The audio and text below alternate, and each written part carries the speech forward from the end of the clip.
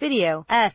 Commerce Secretary Wilbur Ross discusses the effects that tariffs on Chinese goods have on future trade talks.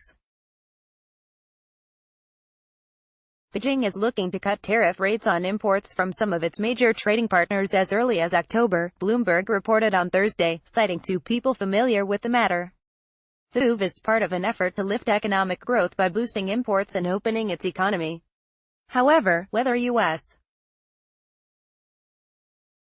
imports would be affected by the reduction remains to be seen, at a time when the tit-for-tat tariff war between the two countries gets more intense. As Bloomberg noted, World Trade Organization rules stipulate that a reduction in tariffs must be applied equally, but Beijing can also pick and choose which products to reduce tariffs on. On Monday, the U.S. and China are scheduled to impose a new round of tariffs on one another's imports. The Trump administration announced a new round of 10% tariffs on $200 billion worth of Chinese goods, while China responded with a retaliatory tax on $60 billion worth of U.S.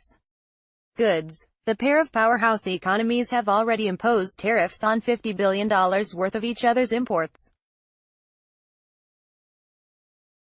While the new round of 10% tariffs does not amount to much more than a slap on the wrist for the Chinese economy, National Economic Director Larry Kudlow said earlier this week, during a talk at the Economic Club of New York, that the Chinese stock market has had a very rough time, and their economy is suffering quite a bit. The country's benchmark stock index, the Shanghai Composite, is down 17% this year. Kudlow added that the tariffs are part of Trump's grand strategy of negotiating, and he did not see any reason to think the administration's trade policies would damage the U.S. economy.